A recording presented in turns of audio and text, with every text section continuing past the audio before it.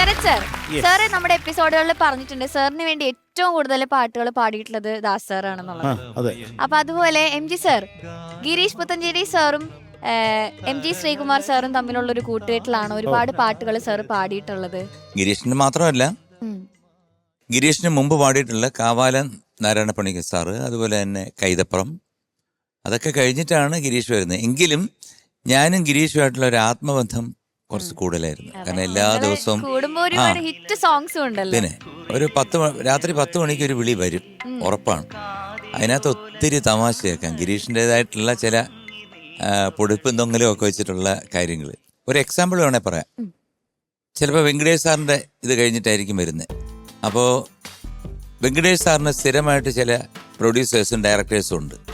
അപ്പോൾ അതിലൊരെണ്ണം, ഒരു ഡയറക്ടറും പ്രൊഡ്യൂസറും മാറിയിട്ട് മോഹൻ സിത്താരയാണ് സംഗീതം. അപ്പോൾ ഇദ്ദേഹത്തിന് അറിയണം ഇത് മോഹൻ സിത്താരയാണ് എന്ന് കൺഫേം ചെയ്യണം. അപ്പോൾ എയർപോർട്ടിൽ ചെന്നപ്പോഴത്തേക്ക് ഇവർ രണ്ടുപേരും എയർപോർട്ടിൽ പോയി. അവിടെ ചെന്ന് ഫ്ലൈറ്റ് കയറാൻ നേരത്ത് എന്താ ശങ്കർ വാളൻകുഴി ഡയറക്ടറാണ്. அந்த சங்கர்வாளன் படம் யார் மியூசிக் இப்போ அது சேஞ்ச் ஆയെന്ന് കേട്ടത്.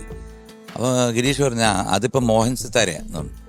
അങ്ങനെ ഈ ഫ്ലൈറ്റിൽ ഇരിക്കുന്നു. ഇതുപോലെ 4 പേര് സീറ്റിലിരിക്കുന്നു. ഫ്ലൈറ്റ് ഇങ്ങനെ ടേക്ക് ഓഫ് ചെയ്തു. മദ്രാസിൽ ചെന്നിറങ്ങുമ്പോൾ ഒരു ചെറിയ ജെർക്കുണ്ടല്ലോ ഇങ്ങനെ. അപ്പോൾ ഇവരൊക്കെ ഉറങ്ങി. അപ്പോൾ ഈ ജെർക്കിൽ എണ്ണിക്കുമല്ലോ. എണ്ണിട്ട് കഴിഞ്ഞപ്പോഴത്തേക്ക് ഇദ്ദേഹം ഉറങ്ങിയിട്ടില്ല, വെങ്കടേഷ് സാർ. അതെപ്പടി മോഹൻ സിത്താരയ്ക്ക് കിടച്ചാച്ചെന്ന്. അപ്പോഴും ഈ 1 മണിക്കൂർ എങ്ങനെയാണ് എൻ്റെ കയ്യിൽ നിന്ന് ഈ പ്രൊഡ്യൂസറും ഡയറക്ടറും മാറിപ്പോയെന്നുള്ള ചിന്തയാണ്. ഇതൊക്കെയാണ് ഗിരീഷ് രാത്രി വിളിച്ച് പറയുന്നത്. മാത്രമല്ല, പാട്ട് എഴുതുന്നതും വെളുപ്പിന് 4 മണിക്കാണ്. പക്ഷെ കാലത്ത് 8 മണിക്ക് പാട്ട് കൈ തരുമ്പോഴത്തേക്ക് നമ്മൾ വായിക്കുമ്പം ഒരു കോമയോ ഒരു ഫുൾ സ്റ്റോപ്പോ ഒരു പുള്ളിയോ ഒരു വള്ളിയോ ഒന്നും മാറ്റണ്ട, കൃത്യമായിരിക്കും. ശരിയാണോ അല്ലേ അണ്ണാച്ചി? പിന്നെ തീർച്ചയായും അതല്ല, അദ്ദേഹം പാടിയും കേൾപ്പിക്കും. തീർച്ചയായിട്ടും മനോഹരമായിട്ട് പാടി കേൾപ്പിക്കും ഗിരീഷ് അണ്ണാച്ചി.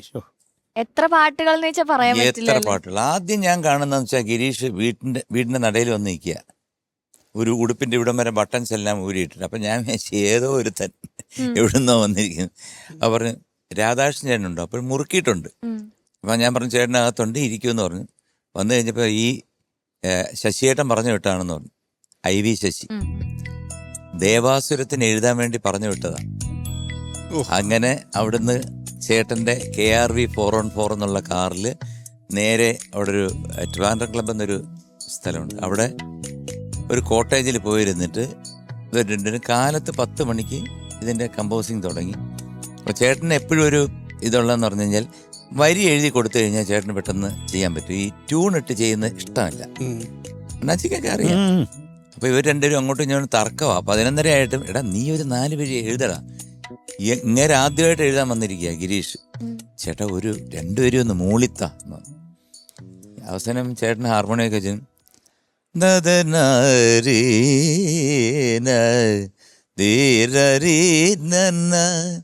തദരി നന്നാരി നീനേ. ഇതിങ്ങനെ പാടിക്കൊണ്ടിരിക്കുന്നതിനിടയിൽ ഗിരീഷ് എഴുതി കഴിഞ്ഞു. സൂര്യകിരീടം വീണുടഞ്ഞു രാവിൻ തിരുവരങ്ങിൽ.